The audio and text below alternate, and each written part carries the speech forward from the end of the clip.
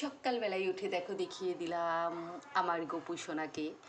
এই যে গোপু সোনাকে আমি এখন তুলছি। আজকে রবিবার, তাই অনেকটা বেলা করে আজকে আমি ঘুম থেকে উঠেছি। ও তাই করে, অনেকটা বেলা করে ঘুম থেকে আজকে ওঠে। যেহেতু এই একটা দিন ছুটি পাই আমি, শনিবারটাও আমার স্কুল ছুটি যদিও বা, কিন্তু শনিবার আমি একটা কারণেই তাড়াতাড়ি উঠতে হয়, যেহেতু মেয়ের পড়া থাকে 6:30টায়, তাই 6টার সময়, 6টা কেন তারও আগে উঠে যেতে হয় আমাকে, প্রায় 5টার কাছে উঠে যেতে হয়। তো আজকের দিনটা একটু আরাম করে ঘুমাই, তো সেই কারণেই অনেকটা বেলা করে ঘুমিয়ে উঠে এখন প্রায় ধরতে গেলে 8টা বেজে গেছে। তো তার জন্য সবাইকে যখন আমি এসে যখন পুজোটা দিচ্ছি, তখন ভাবলাম যে তোমাদেরকে একটু সকাল সকাল একটু দেখিয়ে দিই সবাইকে। তো তার জন্যই। আর এই যে আমার কৃষ্টি জলে নেমে পড়েছে, ওকে এবার স্নান করাবো। হরে কৃষ্ণ হরে কৃষ্ণ হরে কৃষ্ণ হরে কৃষ্ণ হরে কৃষ্ণ হরে কৃষ্ণ হরে কৃষ্ণ হরে কৃষ্ণ হরে কৃষ্ণ। ওদেরকে কয়েকদিন আগেই আমি মধু দিয়ে স্নান করিয়েছি, কারণ মাঝে মাঝেই ওদেরকে আমি দই দিয়ে বা মধু দিয়ে যে কোনো একটা কিছু দিয়ে স্নান করাই, যাতে ওরা পরিষ্কার থাকে। তার জন্য, না হলে দেখবে কেমন একটা গাটাও ওদের চ্যাটচ্যাট টাইপের করে।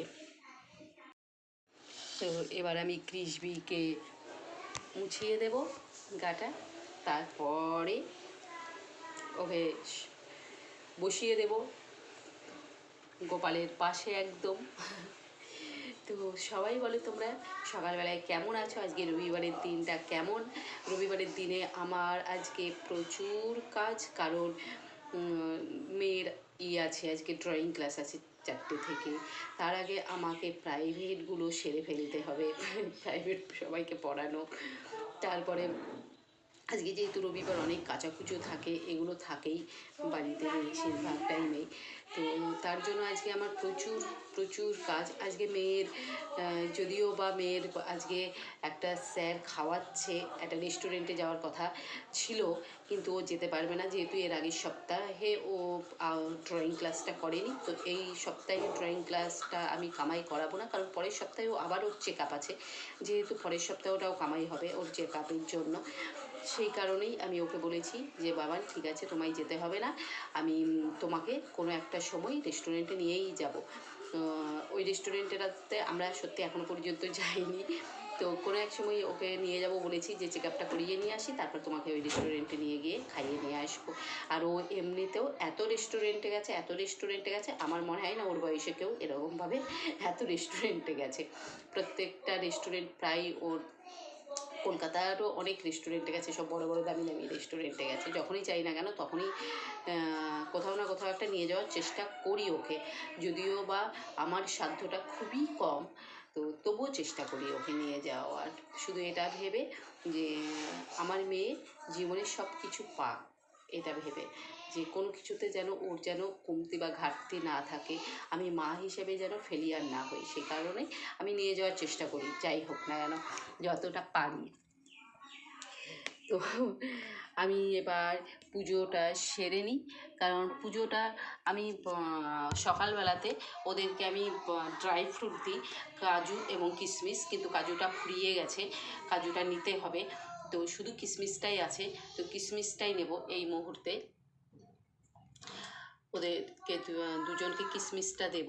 আর এই সময় আমি শুধু গোপালকে আর আমার যে শিব ঠাকুর আছে তাকেই ভোগটা দিই, তাছাড়া কাউকে দিই না। দুপুরবেলায় সবাইকে দিই ভোগটা।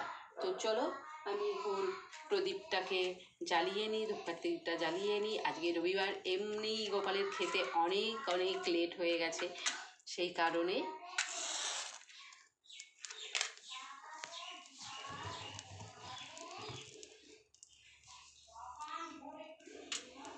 এই যে প্রদীপটা জ্বালিয়ে দিলাম।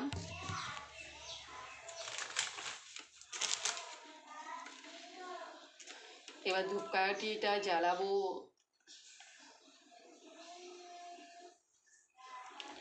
সবাই আমাকে গোপাল আছে বলে অনেকেই আমাকে বলে যে গোপালকে নাকি অনেক ভোরবেলায় তোলাতে হয়, ওকে তুলিয়ে নাকি জাগাতে হয়, কিন্তু আমি এগুলো করি না, সত্যি বলছি। কারণ আমি মনে করি গোপাল আমার সন্তানের মতো, গোপাল আমার সন্তান।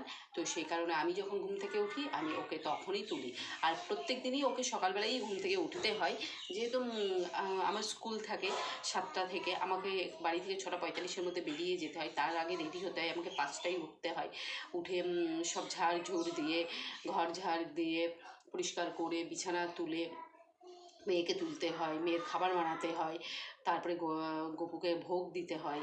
এগুলোর জন্য আমাকে প্রায় 5টাতে উঠে যেতে হয়, উঠে গিয়ে তারপরে আবার স্কুল যেতে হয়। সেই কারণে ও প্রত্যেক দিনই সকালবেলাতেই ঘুম থেকে ওঠে।